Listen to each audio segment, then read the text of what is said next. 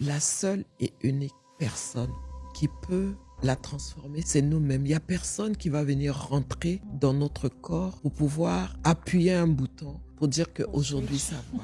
Non. Ce qu'elles ont, c'est déjà suffisant pour pouvoir vivre une vie épanouie. Elles ont la capacité, le potentiel. Maintenant, ce qu'elles peuvent faire, c'est de pouvoir chercher des formations pour leur permettre de pouvoir acquérir des outils pour pouvoir faire éclore ce qui est à l'intérieur. Mais sinon, elles ont tout. Vous n'avez pas besoin d'être parfaite pour pouvoir faire des choses, pour pouvoir vous épanouir, pour pouvoir vous autoriser à être heureuse. Vous n'avez pas besoin de connaître tout. Commencez avec ce que vous avez. Vous avez tout ce qu'il faut. C'est à vous de pouvoir décider de qui vous voulez être, de ce que vous voulez avoir et de où vous voulez aller.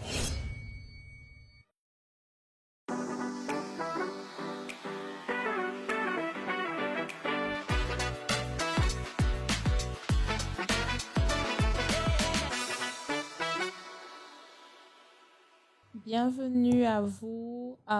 Aujourd'hui, nous sommes encore dans la voie des mamans leaders et nous avons l'honneur de recevoir Madame Joséphine Kayomba-Yapele et je vais vous la laisser se présenter. Bonjour Madame. Bonjour, je suis Joséphine Koyamba-Yapele.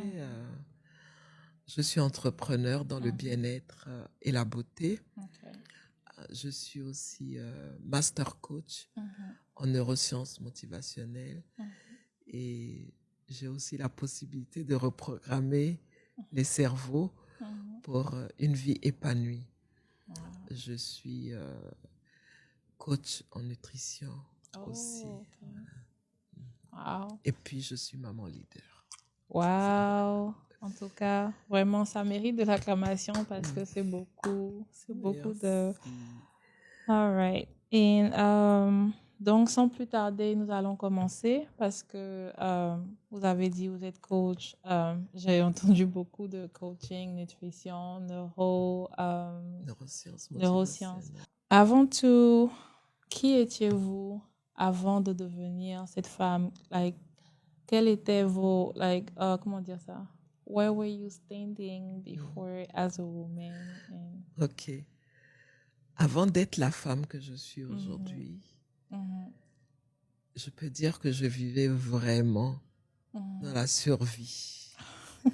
J'avais un schéma de pensée qui me limitait. J'étais habitée par beaucoup de doutes, par la peur du regard des autres, la peur de ne pas être à la hauteur. Entre mes responsabilités familiales et les blessures émotionnelles, je donnais tout aux autres. Je prenais vraiment pas le temps pour moi parce que c'est comme si je n'existais pas. Et j'étais brisée, j'étais pas à ma place. Je me sentais... j'avais un grand vide à l'intérieur de moi. Je vous assure que c'est la pure survie. Je survivais. J'étais pas celle que vous voyez aujourd'hui. Je connaissais pas mes limites. Je disais oui à tout, même quand ça ne m'arrangeait pas. J'avais peur que les autres me rejetaient parce que j'étais en quête d'amour. J'avais un manque d'affection. Donc voici, c'est cette femme-là que j'étais avant. Wow, vraiment. Wow. En tout cas, vraiment, c'est comme si c'est un miroir qui est devant moi avec tout ce que vous avez dit. Ok. Cela m'emmène à la deuxième question. Quel a été le déclic qui vous a emmené à dire enough is enough et il y a un changement qui doit se faire dans ma vie? Ok. À l'intérieur de moi, je sentais que j'avais des choses à dire par rapport à l'expérience que j'ai eue. Je savais que je devais partager quelque chose, mais je ne savais pas comment. Et à un moment donné, à force de me plaindre, à force de tourner en rond, je voyais personne venir à mon aide. Et je me suis rendu compte que la seule et unique personne qui devait me sauver, c'était moi.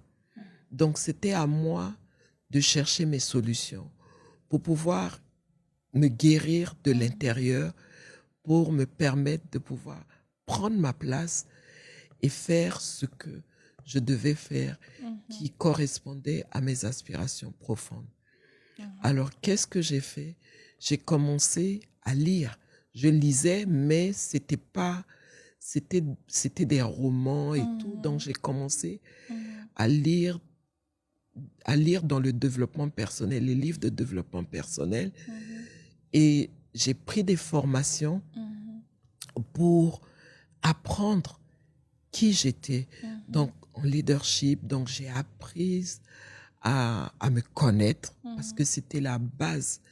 Connaître mes besoins, connaître mes attentes par rapport à moi, par rapport aux autres, connaître mes valeurs, ce qui est important pour moi, connaître mes limites, qu'est-ce que je tolère, qu'est-ce que je ne tolère pas.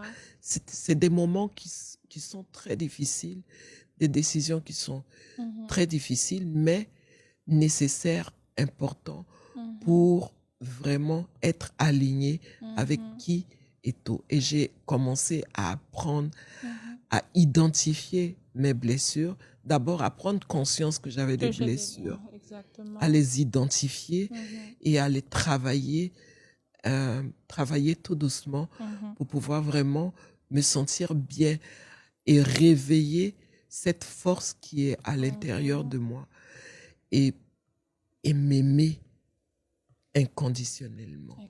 J'ai découvert ce que c'est que l'estime de soi. Et dans l'estime de soi, il y a l'amour de soi.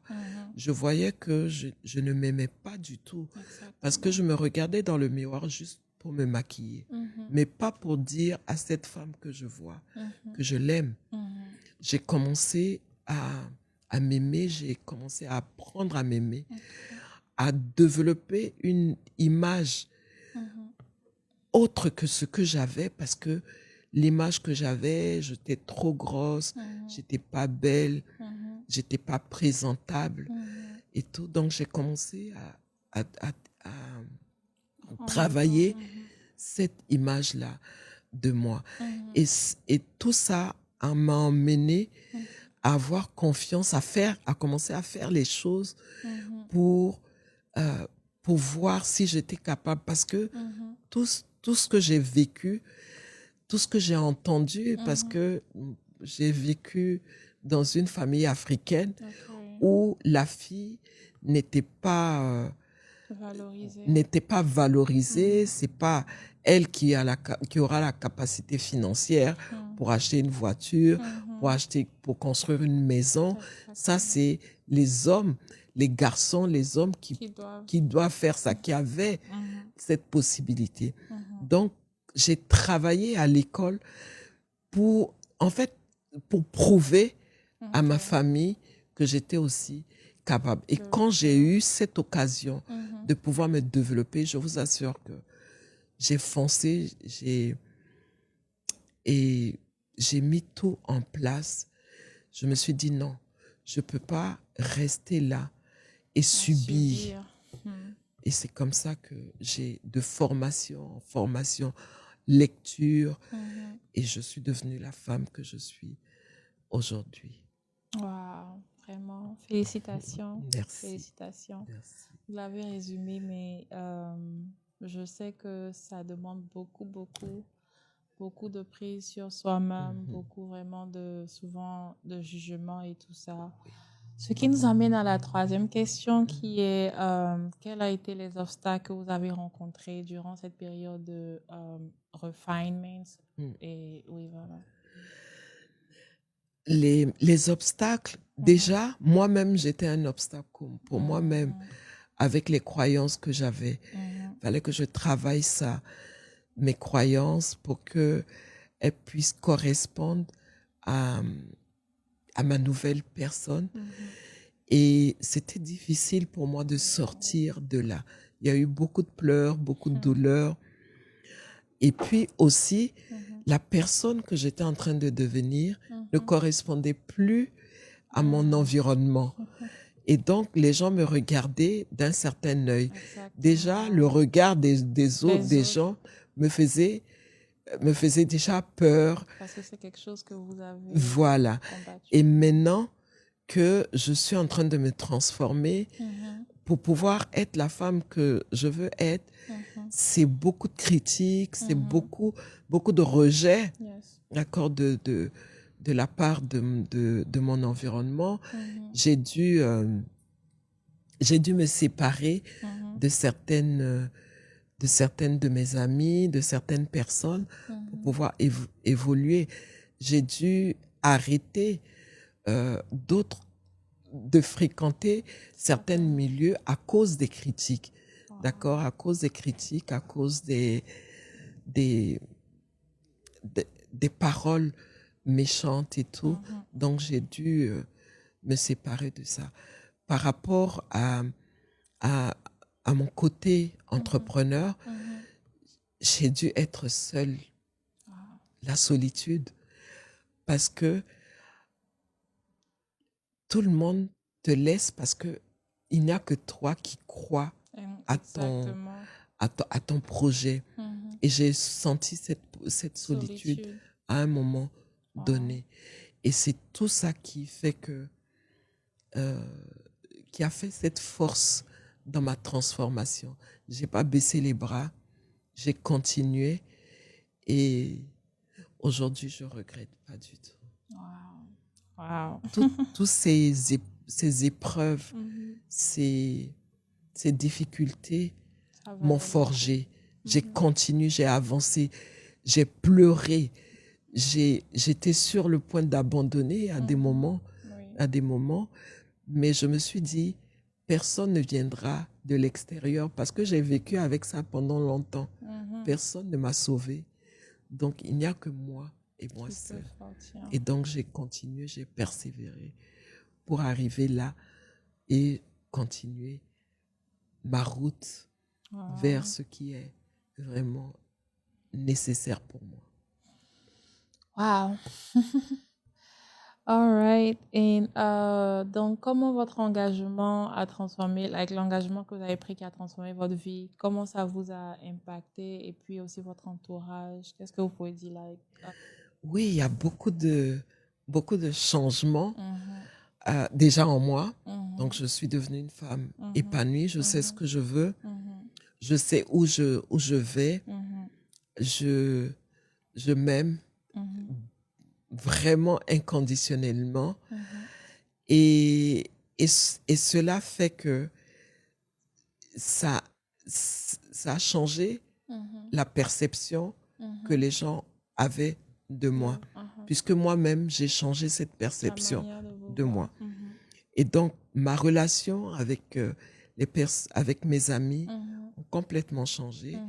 Ma relation avec mes enfants, d'accord? La relation avec mes enfants, c'est beaucoup plus stable, c'est beaucoup plus, plus fluide. C'est beaucoup plus des conversations que des énervements, que des polémiques et tout. On s'explique, on s'écoute. J'écoute beaucoup plus. Avant, j'étais beaucoup plus sur la défensive. Action-réaction. Voilà, action-réaction. Mais maintenant, j'écoute et je comprends beaucoup plus les situations, pourquoi, comment et qu'est-ce qu'il faut faire. D'accord? Voilà, pour trouver la meilleure solution. Donc, vraiment, je suis... et je me sens à ma place. D'accord? Je me sens à ma place. Et c'est pour ça que j'ai décidé de faire du coaching puisque je me suis retrouvée. Et je me suis dit, il y a beaucoup de femmes qui en ont besoin, qui ont peut-être vécu la même chose que moi ou pire que moi et qui ont besoin de ça. Et c'est ce que je partage vraiment depuis un certain moment dans mon activité et même le choix du type d'entrepreneuriat que j'ai choisi, c'était vraiment pour être en contact avec des personnes, les aider à se reconnecter à elles-mêmes comme je l'ai fait, à faire la paix, à se réconcilier à elles-mêmes. Et c'est ce que je fais. Et ça, c'est ma mission de vie. Wow, vraiment. Merci, merci. C'est très, très intéressant. Et pour finir, la dernière question, c'est qu'est-ce que vous aimeriez dire à une femme qui aussi peut-être était dans votre passé? Qu'est-ce que vous pouvez lui dire pour qu'elle puisse aussi sortir de ce doute et aussi apprendre à se connaître en tant que femme, en tant que qui elle est? Ok, ce que je vais dire à une femme, c'est que nous avons tout ce qu'il faut à l'intérieur de nous. Et nous devons prendre conscience que la seule et unique personne qui peut la transformer, c'est elle-même. C'est nous-mêmes. Il n'y a personne qui va venir rentrer dans notre corps pour pouvoir appuyer un bouton pour dire qu'aujourd'hui ça va. Non, c'est nous-mêmes. Elles, ce qu'elles ont, c'est déjà suffisant pour pouvoir vivre une vie épanouie. Elles ont la capacité, elles ont le potentiel. Maintenant, ce qu'elles peuvent faire, c'est de pouvoir chercher des formations, faire des lectures, faire la formation pour leur permettre de pouvoir acquérir des outils pour pouvoir faire éclore ce qui est à l'intérieur. Mais sinon, elles ont tout. Elles ont tout. Elles n'ont pas besoin. Vous n'avez pas besoin d'être parfaite pour pouvoir faire les choses, pour pouvoir vous épanouir, pour pouvoir vous autoriser à être heureuse. Vous n'avez pas besoin de connaître tout. Commencez avec ce que vous avez. Vous avez tout ce qu'il faut. Et c'est à vous de pouvoir décider de qui vous voulez être, de ce que vous voulez avoir et de où vous voulez aller. Maintenant, je conseille à ces femmes-là, l'environnement compte beaucoup.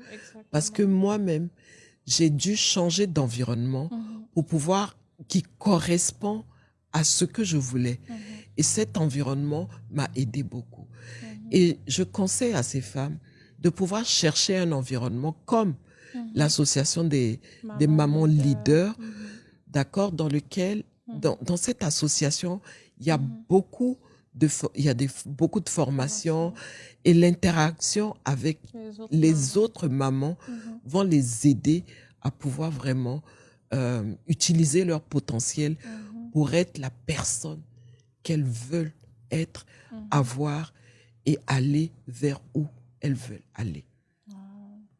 Oui, exactement. Comme je dirais aussi le fait même d'être connecté aussi avec d'autres mamans. Oui. Ça vous permet de voir aussi qu'il y a quelque chose qui ne va pas. Je ne suis pas la seule à traverser cette situation. Exactement. Et ça va maintenant permettre à la maman aussi de pouvoir savoir qu'il y a ce côté-là, il y a ces frustrations et vouloir même travailler là-dessus. Exactement. Parce que la plupart du temps, on ne réalise pas qu'on a des frustrations ou on a des douleurs qu'on transporte et puis on se dit que c'est normal. Mais le fait d'être avec d'autres mamans qui aussi ont traversé ou même qui traversent ou qui parlent de ça, ça donne une...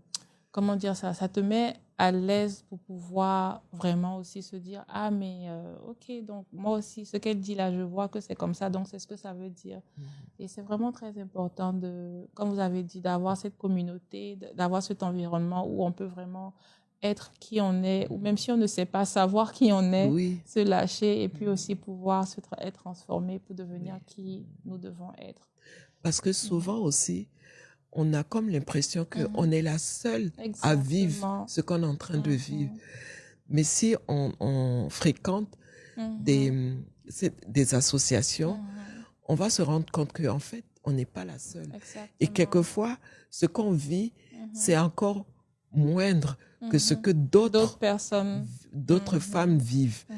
Et donc, en étant avec les autres, Mhm. on pourra apprendre à se guérir, apprendre à être qui nous sommes et à prendre notre place surtout. Mhm. D'accord? Donc, voilà, il faut, je sais pas, il faut, Mhm. les femmes doivent prendre conscience. Exactement. Les mamans doivent prendre conscience que elles sont d'abord leur propre priorité. Merci. Parce que souvent, on a des priorités. On a, les enfants sont prioritaires. Oui. Le conjoint mari. est prioritaire. Le travail est prioritaire. Il y a beaucoup de choses qui sont prioritaires. Mais pour qu'on puisse bénéficier de tout ça, il va falloir qu'on prenne soin de nous, de notre corps. Parce que notre corps va nous permettre de pouvoir vivre tout ça. Mais si on ne prend pas soin de notre corps, on ne pourra pas bénéficier de nos enfants. On ne pourra pas s'occuper de nos enfants et de tout ce qui est à l'extérieur. On doit prendre soin de notre santé mentale. Parce que sans notre santé mentale, on ne pourra pas bénéficier de tout le bonheur, de toute la joie. Il y a plein de choses qui sont bien à découvrir. D'accord? Donc, on a besoin d'avoir cette santé mentale, santé physique, et puis cette santé émotionnelle qui va nous permettre de nous sentir bien, voilà, parce que c'est émotionnellement. On est toujours pas bien, mais on ne pourra pas vivre la vie que nous désirons, que nous voyons les autres vivent, qu'on envie aux autres et tout. Nous avons cette capacité de pouvoir vivre cette joie, cette paix, et puis vraiment vivre c'est-à-dire vivre heureuse. Ton bonheur à toi. Oui, ton bonheur à toi. Oui. D'accord? Le bonheur, c'est pas à l'extérieur. Le bonheur, c'est pas quelqu'un qui va venir nous dire bon, il faut que le bonheur, tu sois heureuse. Aujourd'hui, tu es heureuse ou tu ressembles à quelqu'un qui a... Genre, oui, c'est le bonheur, c'est à l'intérieur de nous. C'est nous qui créons notre bonheur à l'intérieur de nous, mais c'est pas à l'extérieur. Donc, travailler son être intérieur, c'est la première des choses qu'il faut faire pour pouvoir prendre sa place. Et nous avons, donnons-nous l'autorisation de pouvoir le vivre. Wow. En tout cas, merci beaucoup, Madame Yapele. C'était vraiment très, très, très enrichissant. Et j'espère aussi que vous avez appris, que vous avez découvert. Et si vous avez besoin, il y a une adresse, l'Association des mamans leaders, où vous aurez aussi l'occasion de pouvoir aussi communiquer avec Madame Yapele. Merci beaucoup et bonne journée à vous. Merci. Merci.